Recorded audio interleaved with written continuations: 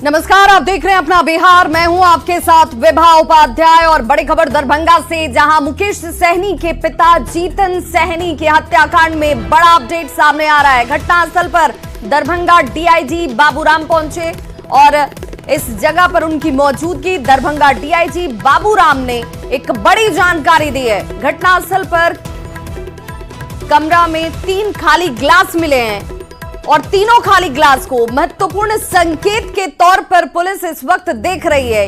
हालांकि इस दृष्टिकोण से जांच अभी शुरू कर दी गई है। घर के पीछे फेंकी हुई छोटी सी अलमारी भी अब इस वक्त सबूत के तौर पर देखी जा रही है। फेंकी हुई अलमारी में महत्वपूर्ण कागजात मिले हैं।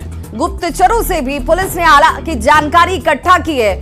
जो सुराग मिले हैं वो चोरी की घटना से अलग संकेत दे रहे हैं। अब इस घटना को लेकर धीरे धीरे जब तमाम पहलुओं पर जांच चल रही है तो कई अहम खुलासे और महत्वपूर्ण जानकारियां सामने आती हुई ये एक्सक्लूसिव तस्वीर इस वक्त आपके टीवी स्क्रीन पर। घटनास्थल पर डीआईजी बाबूराम की मौजूदगी और ये माना जा रहा है कि घर में 3 लोगों की मौजूदगी रही होगी, क्योंकि 3-3 ग्लास और अभी से भी सबूत के तौर पर इस वक्त पुलिस देख रही है।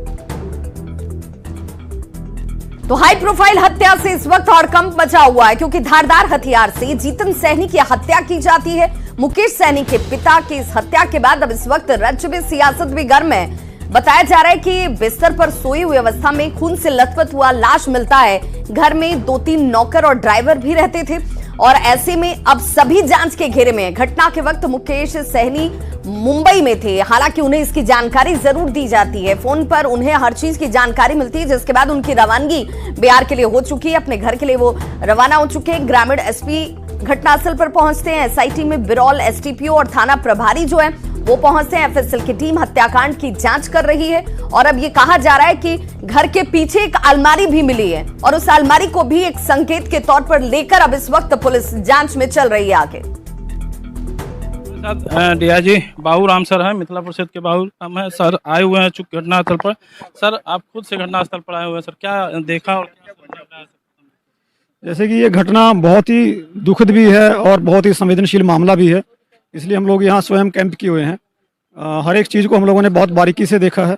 सुबह से यहाँ एफएसएल की टीम और डॉग स्क्वाड की टीम भी काम कर रही है।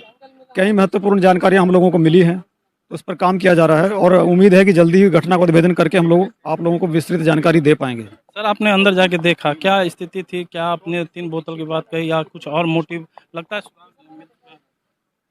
एक तो कमरा में 3 खाली गिलास मिले हैं, उससे भी एक महत्वपूर्ण संकेत हम लोगों को मिलता है।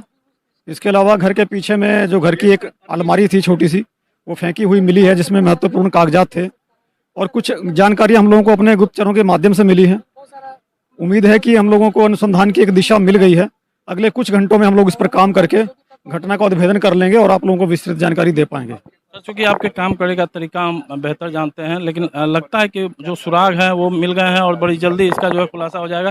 क्योंकि जो चोरी का जो आप बात सामने आ रही है सर, उसे हट चोरी का सबसे पहले जो हम लोगों ने अलमारी को देखा था, हम लोगों को लगा था कि शायद ये चोरी वाला मामला होगा, लेकिन उसके बाद जो सुराग मिले हैं वो चोरी से अलग संकेत कर रहे हैं और काफ़ी महत्वपूर्ण सुराग मिले हैं।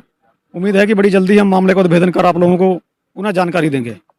जो प्रथम दृश्य में चोरी की बात आई थी, उसको लेकर डीआईजी सर ने बड़े ही न्यूज 18 ऐसे एक्सक्लूसिव बात करते हुए कहा है कि जो चोरी का प्रथम सुराग आया है वो था, लेकिन एक और सुराग मिला है और जल्द ही पूरे मामले का खुलासा कर लिया जाएगा। न्यूज 18 विपिन कुमार, दरभंगा।